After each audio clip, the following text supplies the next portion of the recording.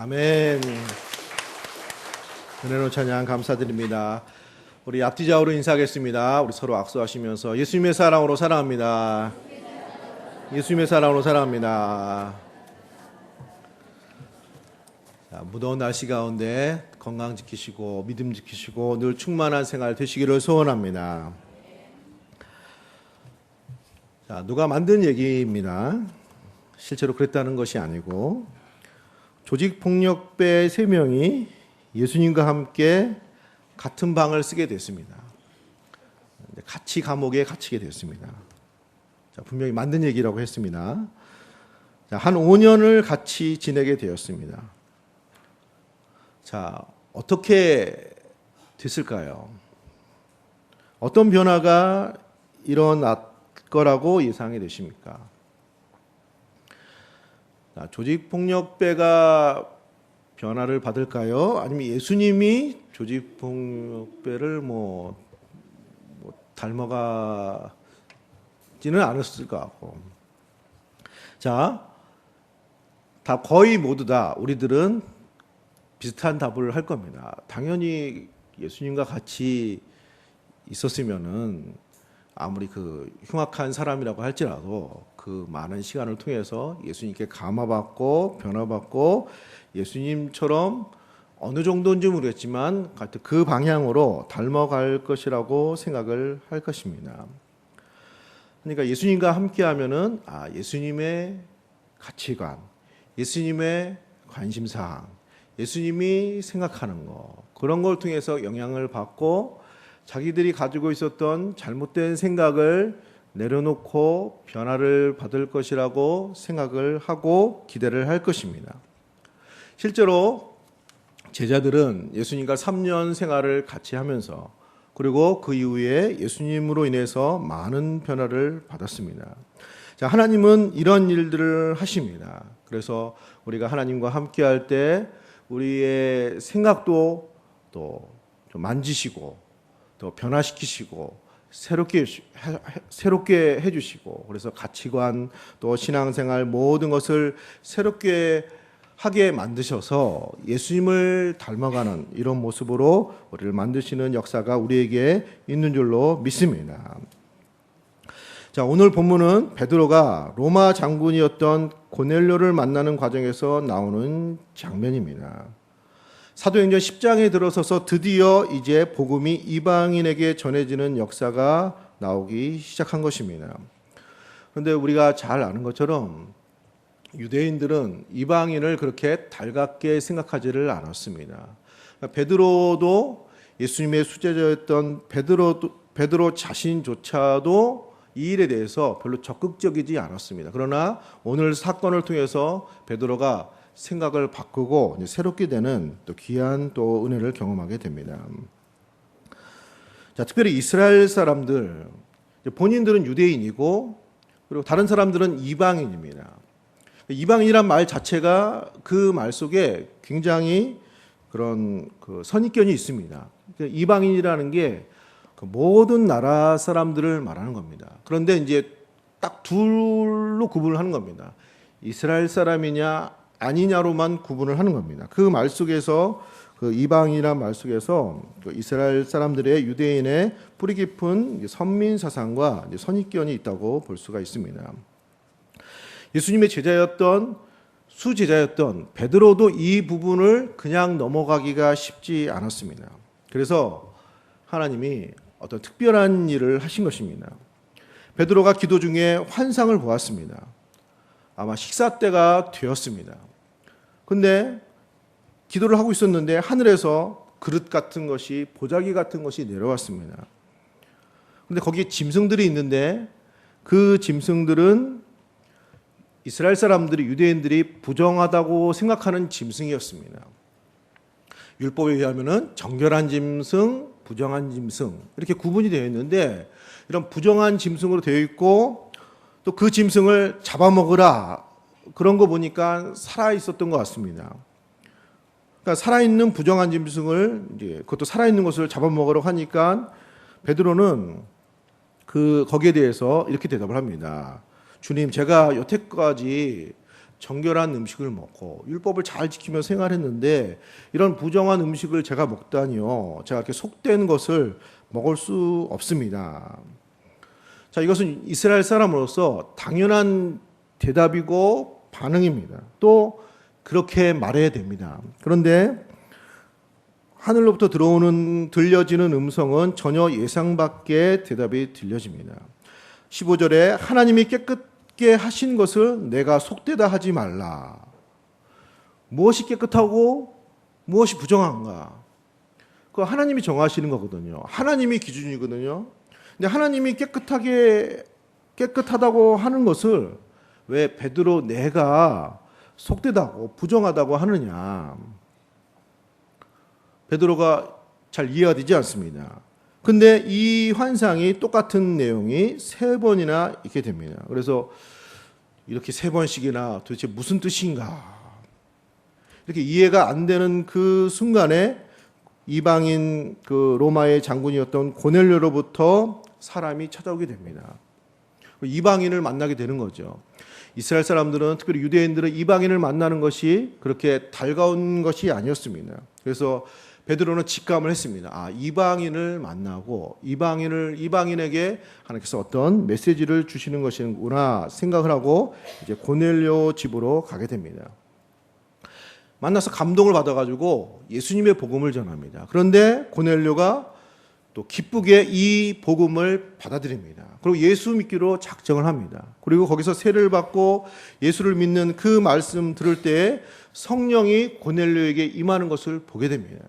자신들이 받았던 성령, 자신들이 받았던 은혜와 동일한 은혜가 이 이방인이었던 고넬료에게 임하는 것을 보게 되었습니다. 그래서 베드로는 깨닫게 됩니다. 아, 하나님께서 우리 민족이 그렇게 달갑게 여기지 않았던 이방인을 받아주시고 그들도 사랑하시고 그들도 하나님의 백성으로 삼으신다는 사실을 알게 되면서 베드로가 그동안 가졌던 유대인으로 가졌던 선입견과 편견을 내려놓고 이제 본격적으로 이방인에게 복음을 전하는 이방인 복음 전도의 시작, 선교의 시작이 되는 시대가 된 것입니다. 여기서 우리는 첫 번째 하나님께서 주시는 교훈을 들을 수 있습니다. 그것은 하나님은 선입견을 넘어서서 하나님은 하나님의 역사를 만들어 가시는 줄로 믿습니다. 하나님의 품은 넓습니다. 사람처럼 선입견을 가지고 계시지 않습니다. 자, 우리들도 그런 것이 어느 정도 있습니다. 자, 제가 한번 실험을 한번 해보겠습니다. 어떤 생각이 드시는지. 일본 사람, 북한, 중국. 자, 이 말을 들으면서 어떤 마음이 드셨습니까? 막 좋고 사랑스럽고 반갑고 할렐루야. 예, 그러기를 소원합니다. 아마 이 단어와 이 사람들을 생각할 때 별로 이렇게 좋은 이미지는 떠오르지 않았을 겁니다. 물론 저만 그런지는 모르겠습니다. 괜히 중고 없이 좀 미운 마음이 들 수 있는 그런 사람들의 경우가 많습니다. 자, 물론 이제 역사적으로 다 여러 가지 이해관계가 있으니까 이제 그럴 만한 이유도 있습니다. 그렇지만은 상당 부분은 편견입니다. 양아진 그 선교사님 그 묘지에 일본인이 있습니다. 일본인. 소다 가이치라는 사람입니다. 그래서 우리나라에 온 선교사님들은 거의 이제 미국이나 저 영국이나 이쪽 분들인데 이분은 왜 여기에 있을까 해서 관심 있게 이분의 삶을 좀 봤습니다. 자, 이분은 어떤 분이냐면은 일제시대 때 이제 우리나라에 왔던 분인데 많이 이제 일본 사람들이 왔죠. 근데 우리나라의 이런 많은 열악한 현실과 또 일제의 이런 많은 물론 조국이지만은 이런 것을 보고 되게 안타까워하면서 이분이 무엇을 했냐면은 고아들을 돌보기 시작했습니다. 고아들을. 그러니까 일본이 패망하기 전까지 거의 1,000명 이상 되는 고아를 이 사람이 전 재산을 다 바쳐가면서 고아를 돌봤습니다. 고아를 이렇게 양육을 한 거죠. 죽지 않도록. 자, 나중에 이제 이 일이 감사해서 영락교회에서 이분이 94세 됐을 때 우리나라로 초청을 합니다. 그래서 이제 우리나라에서 한 1년 있다가 소천을 합니다. 그리고 이제 그분의 시신이 그 이제 양화진 그 묘지에 묻히게 된 것입니다. 그러니까 일본 사람도 좋은 사람이 있는 겁니다. 나쁜 사람도 있고 좋은 사람도 있고. 특별히 제가 뭐 친일 뭐 이쪽은 전혀 아닙니다. 전혀 상관이 없습니다. 우리가 어느 정도 선입견을 가지고 있다는 겁니다. 그러니까 일본 사람은 나쁜 사람이 더 많지 이런 생각을 하잖아요. 자, 예수님은 십자가에서 죽으실 때 옆에 두 강도가 있었습니다. 한 사람은 예수님을 계속 욕하고, 한 사람은 예수님을 보니까 예수님은 선한 분이고 예수님은 하나님이 보내주신 분이 맞다는 생각을 했습니다. 그래서 예수님, 저는 강도이고 구원받을 자격이 없습니다. 저 같은 사람이 뭐 하나님 나라에 갈 자격이 있겠습니까? 그렇지만 예수님이 하나님 나라 가실 때, 낙원에 가실 때 저를 조금 생각해 주시지 않겠습니까? 예수님이 뭐라고 대답하셨죠? 내가 오늘 나와 함께 낙원에 있으리라 하고 말씀하셨습니다. 그 사람이 과거에 어떤 행적을 가졌든 어떤 사람이었든지 간에 그렇지 않고 예수님의 도움을 구하는, 예수님께 은혜를 구하는 많은 사람들 중에 한 사람으로 보시고 그에게도 동일한 구원의 역사를 베풀어 주셨습니다. 탕자의 비유에서 아버지 재산을 가지고 나간 둘째 탕자가 있습니다. 아버지가 한없이 기다리다가 둘째 아들이 오니까 안아주고 또 뽀뽀해주고 잔치를 벌였습니다. 자, 그러자 문제는 집안에 있던 첫째 아들은 이제 불평이 많습니다. 아버지가 이해가 안 되는 겁니다. 뭐 저런 자식을 뭐가 좋다고 받아주고, 아니 그렇게 하시는가? 아버지는 참 이상해. 이해가 안 돼. 자, 그렇습니다. 하나님은 이해가 안 되는 분입니다. 부정하게 보이는 저 이방인들을 사랑하신다는 겁니다. 지금 베드로에게. 하나님이시니까 우리가 이해가 안 되는 면도 많이 있습니다. 하나님은 편견이 없으시고 차별이 없으시고 모든 사람을 사랑하시는 그런 하나님의 넓은 품이 있는 것입니다. 손양원 목사님의 이야기를 들어보셨을 겁니다. 자기 두 아들을 공산당 청년이 죽입니다. 근데 나중에 이 공산당 청년, 사형 언도를 받은 이 청년을 자기 양아들로 삼습니다. 그리고 그 사람을 변화시켜서 나중에 하나님을 믿는 전도사까지 되게 했습니다. 가족들이 이 손양원 목사님을 이해를 못했습니다. 아니, 아버지는 왜 그러는가? 아버지는 뭐 생각도 없으신가? 그때 손양원 목사님이 한 얘기가 있습니다. 본인도 믿고 본인도 안타깝고, 그런데 예수님의 마음을 주신 겁니다. 저 영혼도 구원받기를 바라시는 하나님의 마음을 알게 됐습니다. 그래서 그 청년을 구할 수 있는 유일한 길은 자기가 용서하고 자기가 받아주고 자기가 복음을 전할 수 있는, 누가 하겠습니까? 누가.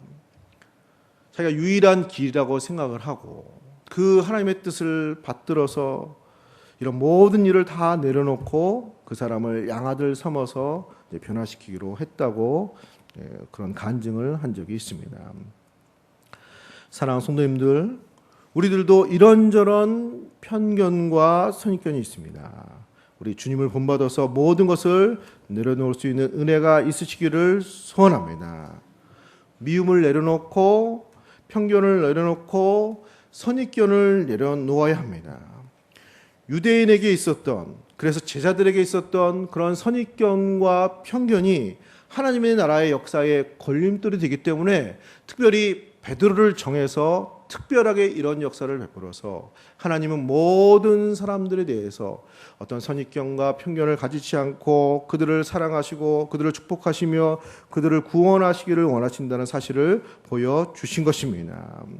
예수님이 원수되었던 우리를 그런 선입견과 편견과 이유를 따지면 우리는 구원받을 길이 없는 것입니다.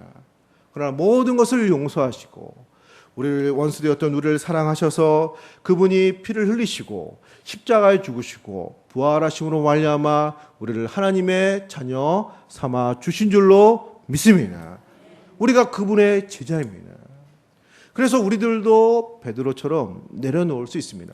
이스라엘 사람들이 이방인을 싫어하는 건 이유가 있습니다. 맨날 당했습니다. 끊임없는 전쟁, 또 피해. 이스라엘은 큰 나라가 아니기 때문에 역사적으로 수많은 외침, 우리나라하고 좀 비슷합니다. 그렇기 때문에 외국 사람은 무조건 안 좋은 겁니다. 이 사람들한테는.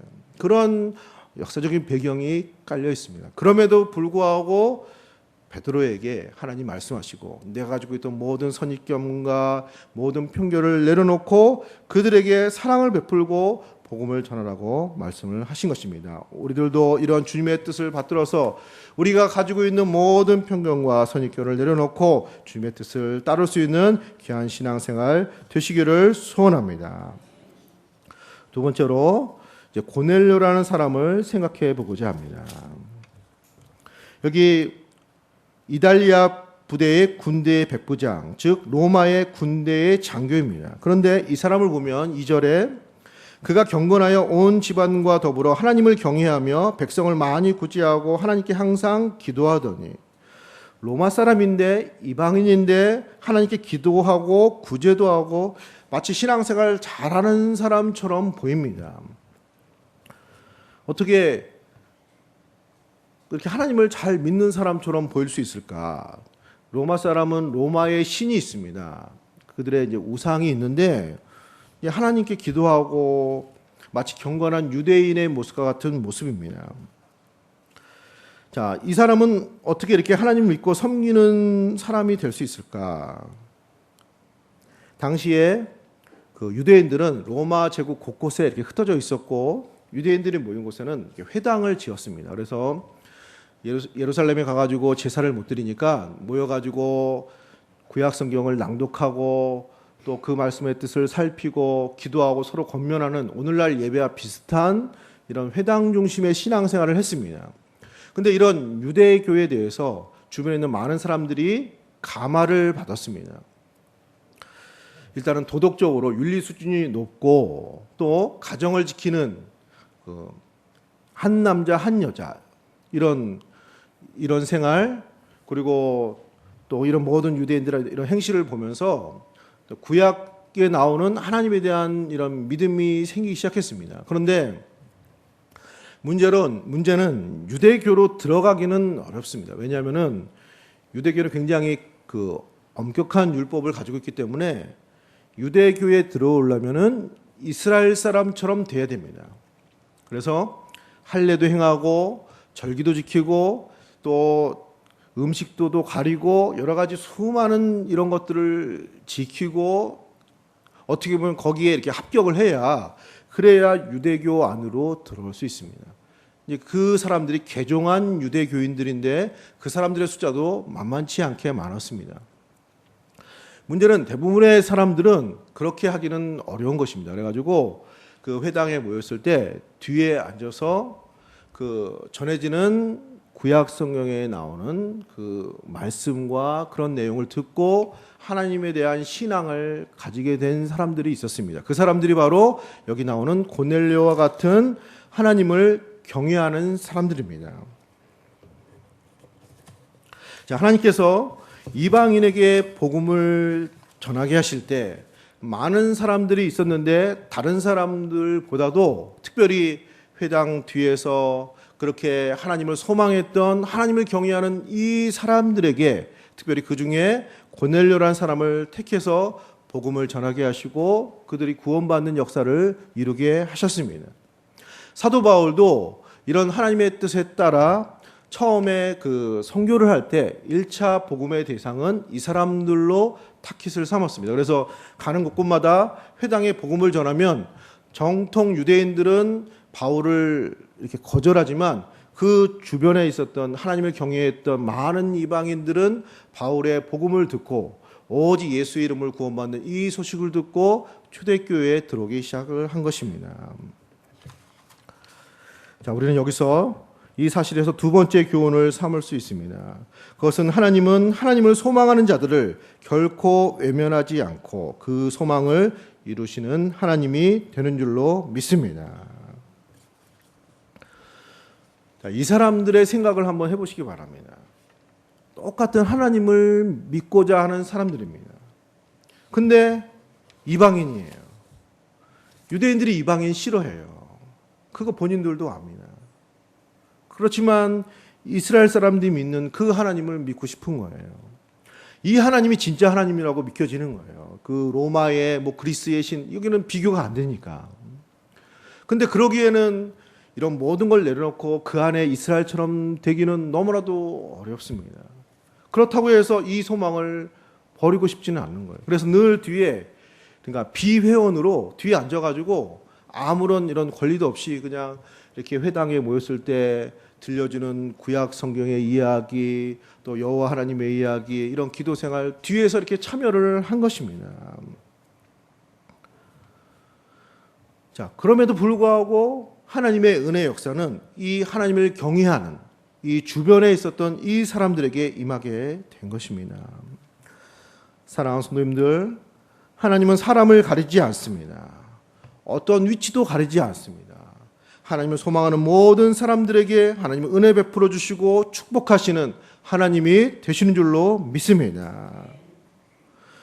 우리가 알게 모르게 어떤 중요한 자리에 있고 어떤 위치에 있고 뭔가가 있는, 그래야 또 하나님의 은혜도 받을 것이라는 생각을 하고 있습니다. 우리 대한민국은 그런 생각을 많이 하게 만드는 그런 잘못된 문화를 가지고 있습니다. 항상 1등을 해야 되는 거예요. 항상 성공을 해야 되고 뭔가 중요한 뭔가가 있어야 되는 거예요. 그래야 복도 받고 뭐도 잘 되고 이런 압박이 많기 때문에 이런 믿음 생활도 신앙 생활도 또 뭐 좀 그래야 또 하나님의 복을 받지 않을까 이런 생각을 하는 경향이 있습니다. 하나님 절대로 그러지 않습니다. 사람을 차별하지 않고 선입견을 갖지 않고 하나님을 소망하는 그 누구에게도 하나님 축복해 주시고 구원을 베풀어 주시고 은혜를 주시는 우리 하나님이 되시는 줄로 믿습니다. 제자들은 이스라엘 나라의 주류 멤버가 아니었습니다. 이스라엘의 주류 멤버는 예루살렘 사람입니다. 그래서 예수님과 예수님의 제자들이 많은 기적을 베풀고 하나님의 역사를 만들어갈 때 예루살렘에서는요 거들떠보지도 않았어요. 저기 갈릴리의 어부 출신들이 뭐를 한 다음에 지네들이 그래 봤자지 이렇게 생각을 한 겁니다. 근데 세력이 커지자 이제 위기의식을 느끼고 예수님을 붙잡고 죽일 생각을 그제서야 한 것입니다. 이스라엘 나라 자체도 세계 역사에서 큰 주도적인 나라가 아닙니다. 성경에 나오는 로마나 바벨론이나 페르시아나 이런 제국들이 세계사에서 굉장히 조명받고 어떤 세상 역사를 만들어간 나라로 인정을 하지, 이스라엘 나라는 굉장히 작은 나라, 그렇게 영향력이 있는 나라로 세상에서는 보지를 않습니다.